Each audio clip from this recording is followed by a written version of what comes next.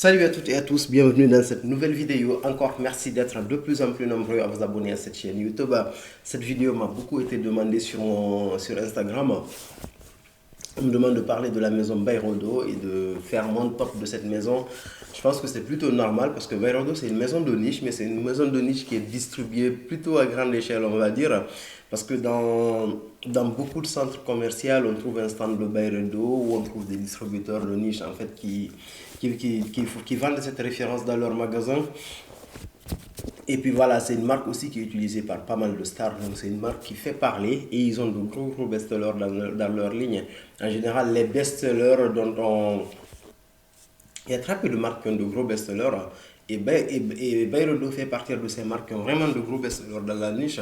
Je pense en partie au Bal d'Afrique, je pense à Blanche, je pense à Rose of No Man's Land. Donc c'est normal en fait qu'il y ait des demandes de ce type de vidéo. Donc moi j'ai fait une sélection de cette maison. C'est une maison que je connais un peu depuis, que je connais depuis un moment. Donc voilà, j'ai testé pas mal de leurs fragrances et il y en a quelques-unes qui ont vraiment beaucoup attiré mon attention. Là aujourd'hui je vous ai fait une sélection de 5 références, même s'il y a d'autres références en fait que je trouve très belles. Et le premier parfum que je trouve mais particulièrement beau et très intéressant à voir de cette maison, c'est le Black Saffron.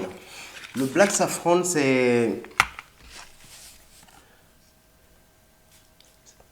un parfum qui tourne principalement autour du cuir, avec une très belle note de cuir et avec un aspect fruité aussi qui est assez imposant. On retrouve du safran en note de tête, du bête de genévrier, de la pamplemousse de Chine, du pamplemousse chinois. L'ouverture est vraiment très très belle. On sent les baies, on sent cette note de pamplemousse qui est assez fine en fait au niveau de l'ouverture. En note de cœur, on a le cuir. Le cuir est tout et on ressent le cuir du début à la fin de la vie de ce parfum. Après, on a de la violette noire. En note de fond, on a du framboise, du bois de cachemire et du vétiver. Très belle fragrance et qui est moins agressive, on va dire. En fait, c'est pas les parfums de cuir habituels dont on est habitué. Mais vraiment, c'est un beau parfum. Moi, je trouve que c'est un parfum qui est parfaitement mixte pour hommes et femmes. Il a de bonnes performances. Il a une tenue de 6 à 8 heures, en fait. Et sur les habits, c'est un parfum qui peut facilement tenir 2 jours. Donc, en termes de tenue, c'est vraiment un très beau parfum, une belle référence. Pour moi, ce parfum peut se porter clairement toute l'année. Il n'y a aucune lourdeur autour de ce parfum. Il est intense sans pour autant être écrasant. Il est catégorisé automne-hiver, mais pour moi, automne-hiver, printemps-été, c'est un parfum que vous pouvez porter tout le temps. Très belle fragrance, c'est un parfum, ben, c'est un beau parfum. Franchement, c'est tout ce que j'ai à dire. À titre personnel, c'est un parfum qui ne va pas rentrer tout de suite dans ma collection parce que voilà, j'ai une référence qui lui ressemble beaucoup. C'est un parfum qui a des facettes qui ressemble un peu au Tom Ford Tuscan-Letta, qui ressemble un peu au Ombroletta et qui ressemble surtout au Outlet de la maison Montal. Mais sauf que le Outlet est beaucoup plus intense. C'est un parfum le Outlet pour moi est beaucoup plus masculin alors que le est moins versatile. Alors que pour moi, le Black Saffron, c'est un parfum, disons, parfaitement mixte et beaucoup plus versatile. Le second parfum qui m'a intéressé dans cette maison, c'est le Rose of No Man's Land de la maison Bayrodo. C'est un parfum à base de rose, très très beau. Et c'est l'un des best-sellers de cette maison. C'est un parfum mixte, mais pour moi qui est beaucoup plus féminin. On retrouve de la rose rouge de Turquie en note de tête et du poivre rose. Et en note de cœur, on retrouve encore de la rose rouge de Turquie. On a de la fleur de framboisier. En note de fond, on retrouve du papyrus et de l'ambre. C'est un parfum à la fois assez floral, un peu épicé, légèrement fruité avec un petit fond d'ambre. Très belle fragrance que je trouve assez sympa. Mais pour moi, à titre personnel, c'est pas un parfum qui va rentrer dans ma collection parce que j'ai beaucoup de références à base de rose dans ma collection. Et si j'achète ce type de parfum, c'est un parfum que je vais moins porter. Je trouve qu'il est mixte en fait, mais beaucoup plus féminin à mon nez. Encore des performances plutôt correctes autour de 6 heures. Après, sur les habits, ça peut tenir plus d'une journée. En tout cas, c'est une très belle référence qu'on peut porter facilement pour aller au travail. C'est un parfum facile de tous les jours.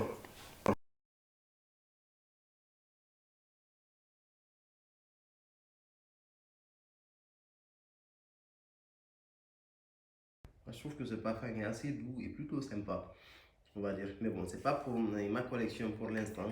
Après, le troisième parfum qui est particulièrement intéressant, c'est un parfum qui est catégorisé comme propre. C'est Blanche de la maison Byredo. Ce parfum est catégorisé comme étant un parfum féminin. Il sent clairement la lessive de très bonne qualité au niveau de l'ouverture. Là, par contre, c'est un parfum qui est féminin, particulièrement estival, même au printemps. Franchement, je trouve que c'est un gâchis, mais en été, avec les fortes chaleurs, c'est vraiment un parfum à avoir dans sa collection, en tout cas pour les femmes, même s'il a un côté un peu mixte. Mais pour l'offre masculine, je trouve qu'il y a d'autres offres qui vont beaucoup plus aux hommes, et plutôt que celui-là. Après, l'idée d'avoir un parfum pour homme et un parfum pour femme, c'est vraiment une construction masculine. Mais à force de s'habituer à sentir des parfums qu'on dit exclusivement femmes et des parfums qu'on dit exclusivement hommes, on finit par intégrer ça et donc du coup notre cerveau fait facilement la différence. Et moi je trouve que c'est un parfum qui est beaucoup plus féminin, comme la marque l'a présenté. On a de l'aldéhyde au niveau des notes de tête, de la rosée, du poivre rose. En note de cœur, on a de la pivoine, de la violette, du fleur d'oranger d'Afrique, de la fleur d'oranger africaine, même c'est la même note qu'on retrouve dans le bal d'Afrique. Et en note de fond, on a du musc, des notes boisées et du bois de santal. Les notes boisées, je les sens moins, mais c'est vraiment un parfum qui est très frais. On a le côté aldéhyde floral, un tout petit peu musqué. On a voilà, cet aspect savonneux. En gros, c'est ce qui renvoie un peu à la lessive. C'est parmi les parfums les mieux vendus chez Byredo. C'est un parfum qui a été lancé en 2009. Très belle fragrance que je recommande. En fait, c'est essayer de la sentir quand même avant de l'acheter. Et en termes de référence masculine qui s'approche un peu de ça, on a Aqua Universal de la maison Francis Kurkdjian et plein d'autres références. Et maintenant, la quatrième fragrance que moi je trouve très très belle dans cette maison, on a le Bal d'Afrique, une super belle fragrance fruitée par excellence. On a une série de notes fruitées, on a de la violette, du cyclamen et de jasmin. Byredo, c'est une maison qui maîtrise bien ces aspects fruités et floraux en fait dans leur parfum. Le bal de l'Afrique est vraiment très très beau. Je vous invite à regarder la vidéo complète que j'ai faite sur le bal d'Afrique. Vraiment une très belle référence. Et pour moi, le parfum le plus percutant de cette ligne Byredo, ça c'est un parfum, soit vous l'aimez ou vous le détestez, c'est le Pulpa. Un parfum qui tourne principalement, où la note dominante, c'est la note de figue. C'est un parfum qui est très fruité, un tout petit peu boisé avec un aspect floral également. Il y a une note en fait que j'aime moins dans ce parfum, que j'aime pas en fait pris tout seul, c'est la fleur de tiare. Mais la façon dont elle est renvoyée en gros sur le parfum Pulp, c'est un parfum que j'ai beaucoup aimé.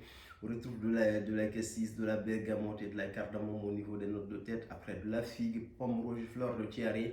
En note de fond, on a de la praline, fleurs de pêcher et du bois de cèdre. Ce sont des notes qu'on a moins, c'est une combinaison qu'on retrouve très peu en fait au niveau des parfums. Ce que je trouve pertinent sur ce parfum, à la fois le côté olfactif, il est très très original.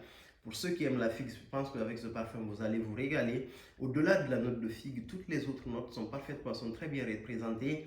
Et là où c'est plus intéressant aussi, c'est au niveau de la performance. Franchement, c'est l'un des parfums qui remplit le mieux son rôle pour la saison pour laquelle il a été destiné, parce que c'est un parfum d'été de base, mais pour moi qui se porte toute l'année. On a un sillage qui est très très intense, on a une présence, on a de la tenue, mais surtout, c'est un parfum, vous mettez 2-3 pitchs. Vous en avez pour toute la journée et sur vos habits, vous pouvez l'avoir jusqu'à 3-4 jours. Et ça, c'est impressionnant pour un parfum d'été. J'avais fait une revue l'année dernière où je parlais des parfums d'été qui ont de bonnes performances. Et franchement, j'avais inclus ce parfum. Et cette revue, elle est encore d'actualité pour ceux qui se posent la question pour savoir en fait, pour savoir vers quelle référence estivale qui tient bien, en fait, il faut se tourner. N'hésitez pas à regarder cette vidéo. Et le pulpe de la maison Byredo, c'est vraiment parmi ces fragrances qui tiennent leurs promesses. Et olfactivement, c'est vraiment quelque chose de très beau. Mais par contre, c'est soit vous l'aimez, soit vous n'aimez pas. Si vous n'aimez pas la note de figue, je pense que vous aurez du mal avec ça. La figue est vraiment assez intense. Et pour ceux qui ont envie de parfums beaucoup plus lisses dans la même veine, il y a une proposition d'une autre maison, et c'est la maison Mancera, qui s'appelle Figue Ecstasy. Une belle référence. Je pense que je vous ferai une revue complète sur ce parfum-là en particulier.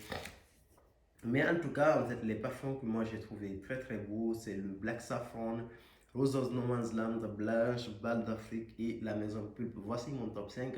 Après, il y a d'autres parfums qui sont très beaux. Il y a le Mumbai Nose aussi qui est vraiment bien, qui est sorti l'année dernière. Il y a le Oud Immortel qui est vraiment très très beau aussi, mais je pense que c'est les parfums que j'ai le plus retenu. Il y a Bibliothèque aussi qui est vraiment pas mal et Mix d'émotions. Mais les 5 là, c'est parmi mes préférés de la maison Berudo pour l'instant, même s'il y a toujours de nouvelles références qui sont en train d'arriver. Et puis voilà, en fonction de l'évolution de cette marque, on va essayer d'actualiser cette vidéo en particulier. Merci beaucoup, à plus pour de nouvelles vidéos.